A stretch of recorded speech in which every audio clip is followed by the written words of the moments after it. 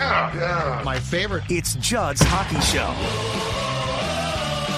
And it is Judd's Hockey Show. It's the Tuesday extravaganza. That means it's not just Judd Zolgad. It's not just AJ Fredrickson. It's also Jessi Pierce, who adds so much to our show in every single which way. Plenty to talk about. A very, very disappointing performance by the Wild on Saturday. They come back yesterday. I thought played an entertaining game, but they also lost in a shootout. So we'll talk about that. But before we get to that, I want to welcome aboard a new sponsor. Neos Elite Performance joins the show. If you're active or trying to get an edge in life, the experts at Neos Elite Performance can help you. Chronic pain holding you back. Eric Sugarman, longtime National Football League athletic trainer, brings you Neos Elite cutting-edge regenerative medicine and cellular IV therapy designed to get you going again without, and this is the most important part, folks, invasive procedures.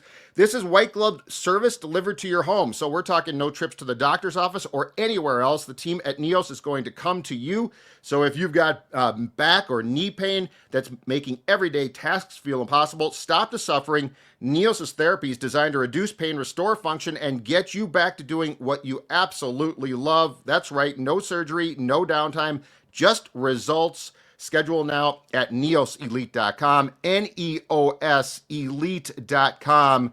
They will come to you, and most importantly, you are going to feel fantastic. So give them a try. And again, welcome aboard to Neos Elite Performance, to Judd's Hockey Show, and also the Score North family. All right, let's get going. Jessi Pierce. So the Wild plays a clunker on Saturday. They basically, I don't know if don't show up is the correct term, but no, John Hines does not get mad much, and he was not pleased. Came back with, I thought, a better performance last night. But nonetheless, Calgary wins in a shootout over Colorado. The Wild now in wild card one still. The Blues a point back now. Calgary 6 points back. How do you summarize the condition of the Wild with what now? 7 games left in the regular season. You need the urgency. I mean, they have a game in hand on St. Louis. Again, I don't care if you get the wild card 1 or the wild card 2 at this point. I just don't care. I think they've built up a decently. I love the apathy. It was a long month, guys. I think they're okay. I tried to do a little bit of math, which isn't my strongest suit. I believe you could go 500 and be good. Like you'll be okay. Again, that's focusing on just you and getting the points that you need. Now they've got the Rangers this week. They've got the Islanders this week. They do perform better on the road, as we've seen all season long, as you even saw a little bit in New Jersey last night. The problem is you just don't have players that are good enough. If I have to watch that fourth line do anything ever again, I'm going to lose my ever-loving mind. I can't do it. I went on a 7-minute rant today already about it on Bardown Beauties. Oh my gosh. It's awful. It's terrible. But that's the problem. Like, they're not even a suitable fourth line to go out and do what you want. I just don't want them on the ice. Like, I'd run with 3 lines if I were John Hines at this point. I can't do it. So that's a problem. Kirill Kaprizov, Jules Eriksson Ek, you need them back. I would say, yes, have some patience. But if you're really trying to solidify that spot, you need to have them back. And it makes next weekend, when Minnesota visits Calgary and Vancouver on a back-to-back in Calgary and in Vancouver, even more important. I don't know. They've done this to themselves. I think Neos should hook up with the Wild, by the way, and connect on some healing powers for Kirill. Exactly. Perhaps for... So, Age, you are going to take umbrage. You're going to take great offense with Jessi's insinuation or statement about the fourth line, because I'm here to tell you right now, Jess, AJ loves the fourth line. Based on pure entertainment factor alone, like, they bring so much to a game. I was telling Judd this on Saturday, every shift of theirs is an adventure. They don't know necessarily where they're going, but it's either going to end up with a big chance in the offensive zone that they don't finish, or an absolute blunder that leads to a big chance in their own defensive zone. So it's pure entertainment, especially with the lack of offense this team has had 5-on-5 without Kirill recently. They are one of the salvations for sitting down and watching the game, because it at least brings some emotion. They're creating some sort of like reaction in my brain, the amino acids. Serotonin. Thank you. Yes, the serotonin is like fourth line. Like, I'm foaming at the mouth. Like, what's Trennan gonna do? What's Brazo gonna do this time? So I Nothing. will The say, answer is nothing. They yes. do nothing, right? I God. will say this on the third period, 2-1 goal by the Devils, which was Brazeau got stripped of the puck. He was trying to skate the puck out. God bless him. And Luke Hughes, who's a great player, stripped him, and it sets up a goal. I will say this: I was actually more offended by the icing that led to that face-off. You can't ice that puck. And my God, if you are going to try a stretch pass for Yakov Trenin, can Yakov Trenin get his stick on the puck to tip it in? Because that negates the icing. Instead, as Hines said, we ice the puck. The Devils immediately get their first line on, right? Their top guys on. Mm-hmm. They don't have the face-off. Brazeau does. But, yeah, those are the type of things that, let's just say in a playoff game, that'll help lose you a series quick. So I'm with both of you. The fourth line, they do try hard and they do some things positively, but they can't score. They just cannot score. They cannot. All three guys cannot bury the biscuit in the basket. And two is like that play alone by Brazeau. I have one thing to say: bring back Hustadinov. Hustadinov's not doing it. Lauko's not doing that. I mean, nobody. I wouldn't do that. My goodness, I can't. Well, you wouldn't skate the puck out. No. You try and dump the puck out. You do something. Safe. I'm cherry picking at the top anyway. Let's be honest. Like I'm not. That's true. Down low. Thanks, Gabrick. You're at the blue line. You're at the other blue line. True. To wait for my pass. That's 100%. What's going to happen. But Jesse's then my God would have never worked in the two line pass era. No. But just this: if I throw you a stretch pass, tip the puck in. Okay. Yeah, just that's all you got to do. I can do that. I got great hand-eye coordination. It is, yeah. So, all right, Jessi, what could you tell us? Because you were at practice right before the team left. In fact, they weren't originally probably going to practice on Sunday. They played a clunker on Saturday. The practice was scheduled, but they've been canceling them because it's late in the season. What can you tell us with Kaprizov and Eriksson Ek going on this trip? What is if nothing else, what does your gut tell you about expectations here? My gut says Kirill's going to try as hard as he can to play, right? I know John Hines. I trust nothing anybody says anymore, for the record, because things that I've been lied to, I've been connived, I've been taken. Typical men. Trying to pull over my eyes. Typical men. I trust no one. I trust my instincts. No, Kirill Kaprizov and Judd Eriksson Ek obviously on this trip, and John Hines has stressed that they will not be playing. They will not be playing. Now, Kirill Kaprizov, to my knowledge, saw his doctor on Monday, which was yesterday, right? Mm-hmm. If the doctor, according to Hines, now this wasn't necessarily a, quote, medical clearance appointment. It was more of a checkup now that Kirill's been on the ice, now that he's kind of been out there doing more things. It was to check in to see where he is, according to John Hines. And John Hines said, now if the doctor tells him, sure, get him some contact, and if he feels good, go into a game, then he could do that. Who's a guy that's going to say he feels great? If you give him one practice of contact and ask him how he's feeling, Kirill Kaprizov's going to say, I feel good, let me play.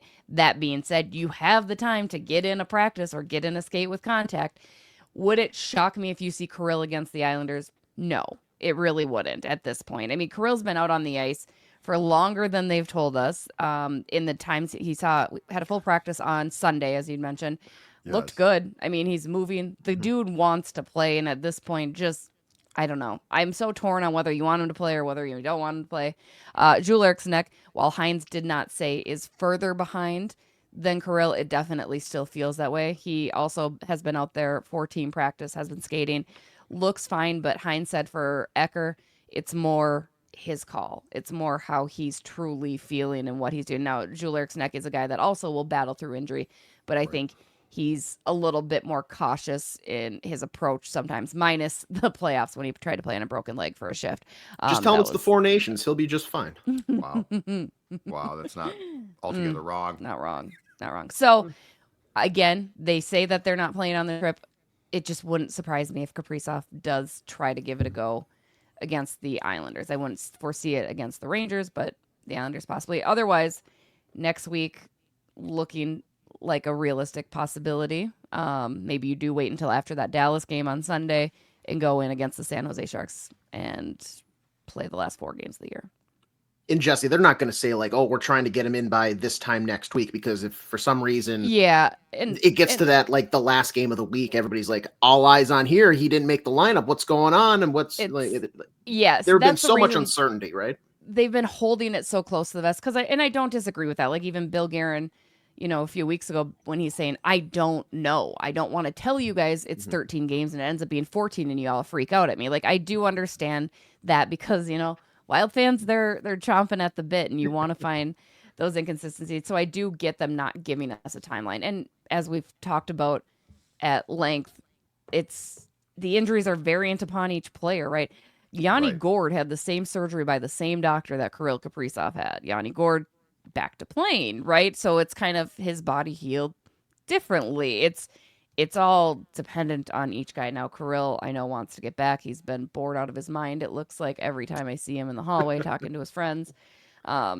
So, yeah. And then also, to save face, I think Bill Guerin needs to get them back in the lineup before the regular season ends. We all know why that is. So interesting. So on Kirill, too, are they going to, since this is the Devils last night, then they're going to play the Rangers at the Garden, and then they're going to play the Islanders on Friday on the island. Is this going to allow them to work in a practice to allow him to practice? You have to imagine. Like I would force practices. Yeah, exactly. And because otherwise I would have kept Kirill and Ek back, right? Otherwise there was no reason for that. Aside from the doctor, but right, I need to see my doctor. Right. But aside from that, they would have been better off skating back here, getting that work in, doing all of that to return, even just from a conditioning standpoint. So I have to imagine they do get one practice. I know there's a day off. 1 second. Let's just pull this up, guys, because I have their schedule for the week. So we have Minnesota week. What's all on this schedule? Is it like only practices? There's no practice. There's no practice on this schedule. It's games, practices. There's no practice. There's no practice. Well, see, that's what I would, but that's sort of weird. They have travel days. So today's a travel day, and then between the Rangers, Islanders, they have. This isn't a travel day. They're in Manhattan. They're in Manhattan. I guarantee you, they're staying in Manhattan. This isn't a travel day. That's a bunch of BS. You know what? This is all. Okay, first of all, that's a load of crap. Second of all, this is all semantics. We found out why your excellent scoop about Kirill skating was shot down by Hines. I saw the quote. He doesn't consider skating off to the side to be skating. Yeah. So I was, what is it, boys? What's the word I'm looking for? Oh, you were right. I was right. Thank you. I trusted you the whole time. Yeah. No, I know. I just need it for myself. I needed it. Oh, okay. I trusted you the entire time. But I was wondering, like, what straws is John Hines grabbing at here to like refute your question, I guess? Yeah. And then I saw the quote. We don't consider that to be no, John, that's skating. He's skating. That's skating. He's been skating. That's Kirill Kaprizov is on skates. He has blades on his feet. So you might want to say, yeah, he is skating. But anyway, so what Kirill especially, Jessi, what do you think we can expect here? Because he came back. So he came back from the injury he suffered against the Jets a couple of years ago, right before the playoffs. I think he had one goal in the entire series against Dallas. Obviously, before he got hurt, he was playing an absolute ton. Like his time on ice for some games was through the roof. Mm-hmm. What do we think is a fair expectation, assuming he returns? Like, let's say in the next week. Expect him at 90%. Right, which again is still better than half of the league at 100. Definitely better than anybody on that fourth line at 110. But you put Kirill at 60. Sorry, I'm going off. They still upset me. I'm just upset. It's okay. I think there needs to be be excited to have him back on there, but don't expect him to come in and all of a sudden score a hat trick on his first appearance and just be the Kirill that you know and love. This man has missed a lot of hockey and has not played a game in a very, very long time. Suffice to say, yes, the team needs him back. Yes, he's going to rejuvenate that offense, hopefully a little bit. But if anything, it's going to pull some of that attention off other guys. So I think you're still going to need your Boldy to really step up. You're going to need to have Marco Rossi re-find his groove because he's been a little absent as of late. Mm-hmm. And even, Matt Zuccarello on the same line. So I think Kirill mostly will draw the attention. And I think that provides opportunity for secondary scoring if they can also find it. So I think that's the biggest thing. And again, just getting him back in game shape. That's going to take a hot minute, right? It's been, again, very long time since he's played. So it'll be great, but don't expect him to be the Kirill we were watching in November, who was a candidate for the Hart.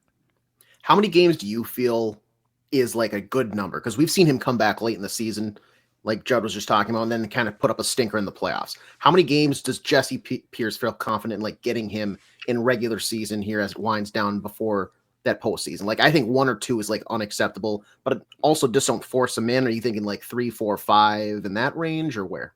I like 4.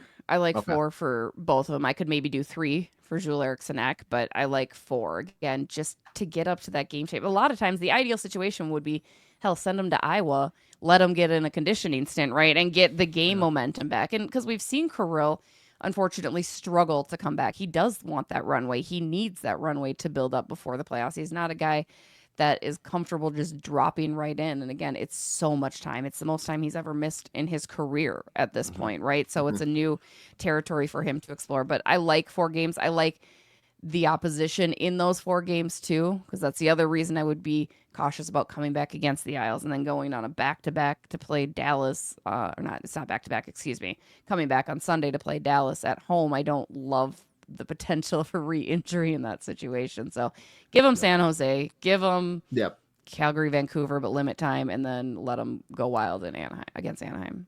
And it's nice too that they end the season on the 15th when everybody else wraps up on the 17th. Like, they're going to have 2 days of, like, Brock Faber, get those legs rested up. You should not skate at all. We need you 100% for the playoffs. Kirill and Ek, you might have just gotten a small stint back, but now you're probably going to have to recover a couple days, blah, blah, blah. The 15, like, the ending on the 15th, I think actually benefits them. Yeah. I mean, it's tough because you're watching other teams do things, but you're right. I think they're so tired. The way that they've had to play defensively, the way they've had to play heavy minutes with these injuries. I think Jonas Brodin, another guy that just has not looked himself since that one tournament that he played in, right? Like, it's tough to watch. Like, last night was a really down game for him, I thought. Brodin came back early on purpose. Like, he came back to try and help, but he's hurt. Watching it last night, oh my God, Faber's no longer getting the pucks he was getting to. He is so worn down. I don't think he's hurt. I don't know for a fact he's not, but he is so worn down. He literally is trying to pinch in and just get the pucks and he can't. And that's not him. And then Boldy's more of a come see, come saw guy. Now he had a weird game last night, I thought, because he didn't play great. He was credited with, in air quotes, 3 turnovers. I think he had more. He had 1 or 2 on the power play that was just absolutely terrible. The power play was horrendous in general, too. Well, and that's okay. And that's the thing too, though. If you're going to do 5 forwards, it better be working, or just put a defenseman back there. You are tempting fate. You are absolutely. And when Boldy gave out the puck at the blue line on that one power play, and the Devils went and attacked, I'm like, they're screwed because he don't know what to do. But it was funny because his effort was so poor on Saturday that his game last night, he didn't play great, but at least he tried, which is a huge indictment to say. It's very mean of me, but it's true. So, like, there were a lot of things like that. But on Kirill, on Kirill and Ek, here's my prevailing thought. And it's a compliment, but it's sort of the concern. They don't have any gears of play. Like, they just play like they play. Like, Ek I shouldn't say always. Ek gets hurt because of how he plays. He can't shift down. Kirill does not shift down. So that's where, Jess, I'm really curious when they come back, because I guess the question is, can you protect them from themselves? And I think on Eriksson Ek, the answer has been no. And I just don't know that Kirill knows how not to play like he does. But he plays with the heart of a fourth line player who's a superstar. Mm-hmm. So, like, I think what concerns me most is, the effort's awesome, but is the effort just going to lead to more problems here, which is the real conundrum, because if you want to have playoff success, you need them. That being said, are you going to have enough playoff success to justify perhaps them being hurt again? And I don't know the answer to that question. Kirill's his own worst enemy, right? The things that we love about him, for the fact that he plays hard, is the thing that is going to hurt him.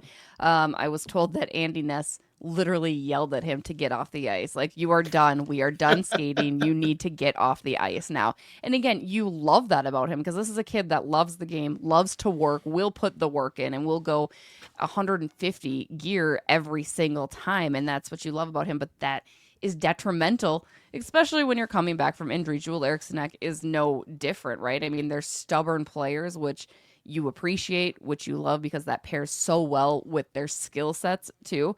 But you're absolutely right, Judd. Like, it's concerning. You even saw John Hines back in the initial injury with Kirill talking about load management. Like, yep, we can't let him be the first guy on the ice for practice. We can't let him be the last guy on the ice because that's who he is. But that's what's made him so great too. So he's not a guy that wants to change how he is, and you don't necessarily want him, but you have to figure out that load management. There's no double shifting Kirill anymore. There's no double shifting Ecker anymore, right? The other concern is we're supposed to have that same approach with Jonas Brodin. He's still going 20 to 22 minutes a night, right? Like, I mean, it's going to be very hard because they are your best players and you want and need them on the ice, but you can't risk more serious injury. It's not even just re-aggravating it a little bit or tweaking it or playing through pain. You need them to be ready for next season because next season, I believe, is year 5 in the plan. I don't know where we at, 4 or 5, whatever. It's go What's time, Billy right? at? Yeah. Yeah. So I don't know. My concern is once you put them on the ice to play in games, I don't know that you can pull them back. Like, that's my thing. Like Eriksson Ek doesn't have. He's going to block shots. He's going to make plays, which is great, but until he gets hurt again. Kirill, like, I don't trust him not to double shift himself and call the winger off and go on it, you know? So, like, that thing is Hines is going to have to, when they approve the return here, Hines is going to have to sort of step aside. I don't know that you can control them in game as much. Ek with his style, Kirill with his style, and also the fact that he's just always out there. That worries me for sure. Jessi, let's talk about golf. Golf season's here. It's absolutely gorgeous outside. I know it's going to snow. Screw it. You know what? Every other day it's gorgeous. So how can people work on their golf game? Well, if it does snow, you can head over to Swing Lab Performance Center in Lakeville. Get in around inside with their simulator. And you know what? They're serving food and beverage now, which we love. Play some simulator golf while enjoying a cold beverage. They got buckets of beers. That's my personal favorite. On weekends, you can enjoy pizza. $3 That's your domestic. jam. That's my jam. I just love carrying around a little bucket of beer. Swing Lab Performance has you covered. They've got happy hour on weekdays from 3 to 6 as well. So get in there, work on your golf game because the season outside is coming up very quick, but you can still play indoors with Swing Lab Performance Center in Lakeville. And if you are going to go to some more games, you know, heck, the playoffs hopefully are coming up. I'm going to give you the perfect place to stop. Sports Dad recommending to you Parlor Bar. It is right down West 7th in St. Paul, which, by the way, during playoff time is going to be hopping. It's absolutely outstanding. And Parlor Bar is your game headquarters, an ideal spot for a pregame festivities meal. In fact, 3 hours before the face-off, special menu available. Parlor burger, outstanding. Chicken sandwich, top-notch. Drinks, specialty cocktails. Yes, exactly right. Make an entire night of a game by stopping in at Parlor Bar. I've been there several times myself, and I'm going to tell you right now, absolutely phenomenal. And here's a little thing, too. Great service. Great service. Nothing like service that's fantastic. Parlor Bar comes through. It's really a hat trick when it comes to your pregame headquarters before going to a Wild game. All right, let's do something now with Kirill and Eriksson Ek potentially returning soon that Jessi loves. Let's go Line Heathens. Yes. Let's go Line Heathens. I want you both start, and here's the one parameter. Here's the one thing I'll give you guys. I do think there's something to be said for how Boldy and Foligno gel right now. They played together last night. It, but I don't. Yeah. First line. I liked it. It got a little more from 12. 12 gave a little bit more. But anyway, I thought that was interesting. But give me what the lines are going to be when Kirill and Judd Eriksson Ek return. Kirill Kaprizov on your left. Marco Rossi, center. Matt Zuccarello on your right. Okay. None of this is crazy. We're going to go Marcus Johansson on your left. Sorry. Yep. You're going to go Jules Eriksson Ek, center. Yep. You're going to go Matt Boldy. Okay. Whoa. Okay. Whoa. Yeah. He's Whoa. going on the right. I'm putting him on the right. We're putting him on the right. You're So putting. let me cook. Bolts. Boldy. Yeah. Okay. Bolds. Okay. I'm sorry. Let me cook. I'm sorry. Let me cook. Can I cook? Typical man. Put the chef on. All right. Sorry. He's going on Yep. the right. I'm he out. needs to learn I'm how out. to play on the right. He needs to learn how to play on the right. Then we're gonna go. This is where it gets a little dicey. Little dicey. Little dicey. already Well, dicey. like I think it's already dicey. Okay. we're gonna go Goudreau Ryan at center. Hartman. Okay. No, we're gonna go Wow. Marcus Foligno. Sorry, we're gonna go Marcus Foligno Okay. On the left. on the left. Okay. You're gonna go Freddie Gaudreau up the middle there. Okay. Ryan Hartman. No, Okay. I like Hartman and Vinny Hinestrosa together. Oh. We're gonna go Okay, so Foligno, Gaudreau, and let's go Brazo. no, Okay. no. Yakov. We'll go Yakov. The Yakov. This is your third line? This is my third line. It's really. Nyquist. Did I say Nyquist yet? No, you forgot about Okay. Casper. Let's do Nyquist. Casper. That took me a moment, but that was good. All right, so Foligno, Freddie, Nyquist. Okay. Okay. Okay. Yakov, Hartsey, Vinny. You got Justin Brazo out, Devin Shore out. Did I cover everybody? I think so. I think you did. Yeah. Devon Shore, Brazo, Trennan. Yes. Yes, you Okay. did. Okay. I feel there's a lot of pushback from your end, and I'm excited to hear that. But There's Matt some. Boldy played. You guys just There's talked some. about how you liked Matt Boldy with Foligno. That's because Bolds was on the right. Oh, I agree with that. No. Yeah, no, that's I fine. did not scoff at you saying that. No. Just making sure. Off wings are off wings. Learn how to play it. Mm-hmm. Yeah, Don't Yeah. complain about it. it's time. Age, what are your thoughts? I would. I have a couple changes. I like it for the most part. I would think if everybody's completely healthy, I would probably actually go Eriksson Ek top line with Kirill, Ek, and then Zuccarello. I like keeping Boldy and Rossi together for that second line, and then you throw Johansson on the left. It's unfortunate, but paying a second rounder for Nyquist, you have to have him like it. You have to have as much as I wanted to say throw him on the fourth line. Yeah, it sucks that you have to have him on the team here. He actually but you tried got- last night. One 5-on-5 goal since October. One. He tried Fun fact. last night. He indicted himself because he gave an effort last night. He clearly How- you could tell in watching the game last night, you guys, you could tell exactly who got yelled at after the game on Saturday. 2 years older, and it's just downhill for him. Like, that's insane. It's That's insane. how life works. That's why you need Neos. Third line, give me. I do like the Foligno, and then I'm gonna say I don't like this. Gaudreau second. Gaudreau is your center on that line with Hartman on the right, Okay. and then I don't know. Devon Shore centers the bottom line with Hinestrosa and who am I missing? Who do I want out? Yakov? Or you're missing Hartman, right? right? No, No, he's got Hartman's Hartman on the right. right wing on my third line. So Okay. I'll say take out. Did you say Foligno? Yeah, Yeah, Foligno Foligno's on the third. left wing Yeah. third line. So you know what? Keep Yakov in there. I think Did you he's do earned Freddie the spot. Gaudreau? Gaudreau Yes. is Third line centering center. my third line. Okay. So you got Shore and so you got Shore, Hinestrosa on that line, that fourth line. Yes, with Okay. Trennan. Okay, so you're And then Brazo Brazoing comes in. out. Okay. Yeah. So I got one major change after Fire. last night, or one, and Boldy on the right is fine. I'm putting Foligno with Eriksson Ek and Boldy, and I am putting JoJo, who loves to skate the puck around, and isn't it fun to go around the net, whoopsie-doo, whip-de-doodle, like a children's story. He's on my third line. I think Foligno brings you the Brandon Dillon's brutal turnover that resulted in the Boldy goal was forced by the threat of Foligno. If Foligno's going to play like this, I'm going to reward him. Yeah. And other than putting on stick handling clinics, what does Marcus Johansson do well? Cleans the glass well.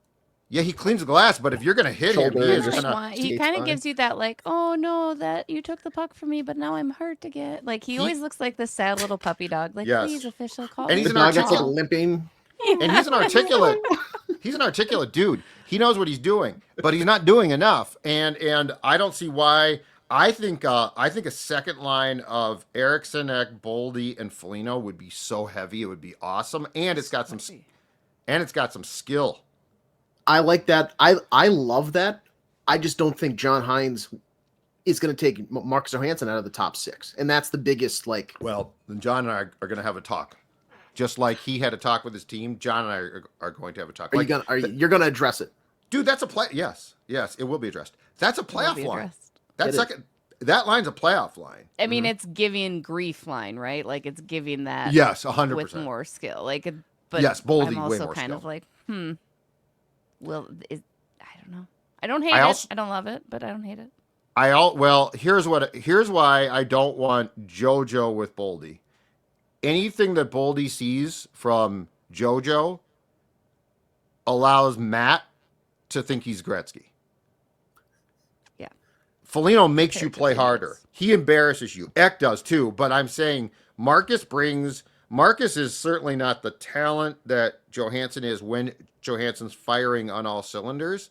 But you guys tell me, when's the last time that dude fired on all cylinders? I think it was when he had a year left on his contract and he got traded back here from Washington. He's had like 3 nice games in the whole season. So there's been times. But I just don't see why he has to be top 6. Like if you're going to tell your players that was not acceptable, why are we allowing a guy who's gravy training way too much? I'll be honest. Here's where I get caught when I'm asked to give the lines because I go with what I know John Hines wants to do. You know what I mean? Like I don't feel like I will ever push it because I'm like, that's not what he's going to do anyway, right? You can't go rogue, yeah. You can't. Yeah, I can't. I'm like, that's not going to happen. But that's not going. I'll tell you why. Thing. I like your idea of Foligno and Ek with Boldy because I think Boldy is very much he caters his game to like the guys that he's on a line with. Like you saw with Team USA. In that culture, he was a physical. He was playing the power forward role because that was the culture and like what they asked him to do with the guys he was on a line with. When he's on a line with Johansson, you see he, like you said, he sees we can stick handle perimeter. It's the dangle show. If he's on a line with Foligno and Ek, that's like a blue collar, hardworking, elbow grease line. He's probably going to do that too. And you saw it on the goal last night. Marcus Foligno hard in, and granted he threw a little nice like hesitation to the backhand for the tying goal, but it was a hard-working goal. That's where Matt Boldy should probably slot in. So I like that. Tell this to John Hines. Why are you keeping this to yourself? Well, and I like Boldy. Jess? Uh-oh. This line heathen thing has absolutely frozen. John Hines froze it. We're back. I saw it. There we go. Okay, you like Boldy, you said? I said Boldy and Ek. I like them together for that. Like, you saw that at the beginning of the year that Ek pulled that out. Like, I believe we've discussed that. Like, Foligno, I just don't know. I don't trust him enough. There's not enough consistency even in his physical appealness. Like I don't trust Foligno enough. I hear you, but we're not demoting a guy that doesn't deserve. I mean, Johansson has spent the entire season essentially putting together a resume screaming demote me, and they won't. And they won't do it. And John Hines can't complain to us or can't yell at his team after that game on Saturday and then give one of the league's top 3 dipsy doodle guys free reign to play on the second line. So like that's where, because I'm with you. The Foligno thing it's not what ideal, but I do think that it would embarrass Boldy into playing a stronger game, which I want. Johansson does not. The last thing before we go, can Denver please lose? Can Zeev please sign? And after last night, can we do something about the Bogosian and Merrill defensive pairing? I've come to AJ's side. John Merrill, he's playing a lot, and poor guy, he's now trying stretch passes, turning the puck over. He's trying to skate with the puck. What are we doing? We're getting too comfortable is what we're doing, Judd. We need to have a rotation between him and Chisholm to remind them, hey, you're a fixture. You're not a permanent fixture, but you're a fixture in this lineup. Yeah. Same with Bogosian. Way too confident. Way too. Like, I get it. He is still an everyday NHL defenseman, just not on a team pushing for the playoffs. Like you are an everyday defenseman for like right now, Chicago Blackhawks, San Jose Sharks. You can get in there, get your minutes, but you're going to lose some games. For a team that's going to be in the postseason, you're not at. That's where Zeev Buium comes in. Denver, wrap it up quick because we need William and Green. Amen. Jessi, final thought? I like Zeev. I like his little goodbye. I'm telling you, there's this new cockiness to this kid Oh, yeah, I had I not love seen that. last year as a freshman. It's insane. You nailed that. But John Merrill, yeah, I think age is right. Like, he's playing now like he should be playing. Like, that stretch pass last night, it's like, I tweeted this. John Merrill should throw nothing but check down passes. Move the puck. Station to station. We don't need you. You're not going to make that pass. It's going to get picked off, and it's a disaster.